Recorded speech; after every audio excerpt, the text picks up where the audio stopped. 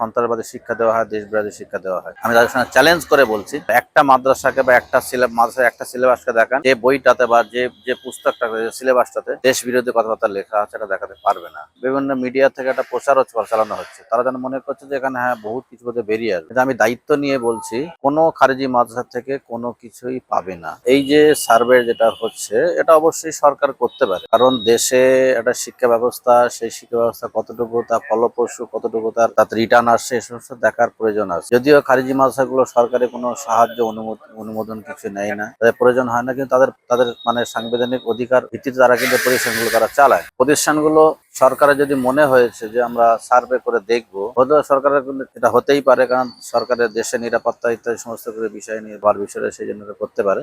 তবে এটা নিয়ে একটা মহল থেকে একটা হাওয়া তুলে দেওয়ার চেষ্টা হচ্ছে, যেখানে দেশ বিরোধী শিক্ষা দেওয়া হয়, সন্ত্রাসবাদী শিক্ষা দেওয়া হয়, এবং বিভিন্ন মিডিয়া থেকে একটা প্রচারও চালানো হচ্ছে। তারা যেন মনে করছে যে এখানে হ্যাঁ বহুত কিছু বেরিয়ে আসবে। কিন্তু আমি দায়িত্ব নিয়ে বলছি, কোনো খারিজি মাদ্রাসা থেকে কোনো কিছুই পাবে না, কারণ পশ্চিমবঙ্গ নয়, এটা গোটা ভারতবর্ষেই আছে যে খারিজি মাদ্রাসাগুলো যে সমস্ত সিলেবাস কারিকুলাম যারা পড়ায় এখন বর্তমান যুগের সঙ্গে তাল মিলিয়ে তারা কিন্তু সেই সিলেবাস কারিকুলাম গুলো তৈরি করে পঠন পাঠন গুলো করায়।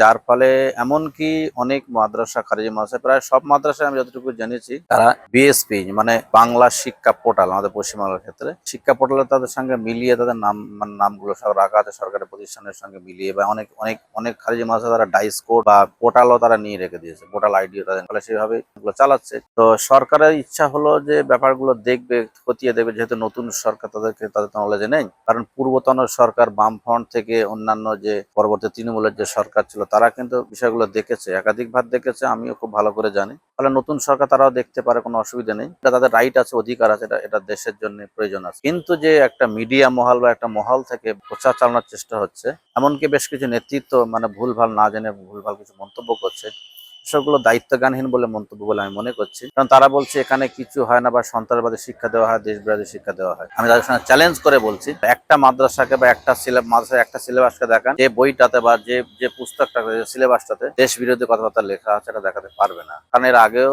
বহুবার এই সমস্ত গুলো নিয়ে চ্যালেঞ্জ করাকরি হয়েছে, এবং আমরা যতটুকু জানি, ভারতবর্ষে যে সমস্ত বড় বড় খারিজি মাদ্রাসাগুলো আছে, বা অনেক ছোট ছোট অনামী খারিজি মাদ্রাসাগুলো আছে, সেখান থেকে প্রচুর শিক্ষার্থী শিক্ষান্তে তারা কিন্তু পরবর্তী জেনারেল শিক্ষায় শিক্ষিত হওয়ার পরে তারা কিন্তু doctor, engineer, IAS, IPS, WBCS বা বিসিএস, এই সমস্ত পদগুলো তারা অলঙ্কৃত করছে। এরকম বহু রেকর্ড আছে, সেগুলো সে তথ্যগুলো খুঁজে দেখার দরকার আছে। বেকার ফালতু মাদ্রাসা সংক্রান্ত বিষয় নিয়ে যারা, যে একটা শ্রেণী যারা এখানে বক্র চোখে দেখতে চায়, বিদ্বেষী চোখে দেখে, কিন্তু আত্মাকে পরিতৃপ্ত করার জন্য একটা মহল যে অপপ্রচার করার চেষ্টা করছে, আমি তাদের বিরুদ্ধে ধিক্কার জানাচ্ছি। এবং সরকার যে পরিকল্পনা নিয়েছে, অবশ্যই তাকে আমি স্বাগত জানাচ্ছি। আবারও বলবো, যে সমস্ত সরকারের যে মন্ত্রী বা কোনো দলীয় কোনো নেতা বা নেতৃত্ব যারা এসবগুলো নিয়ে মানে অপপ্রচার করার চেষ্টা করছে, অপপ্রচার করছে, তাদেরকেও আমি কড়া ভাষায় নিন্দা জানাচ্ছি, ধিক্কার জানাচ্ছি।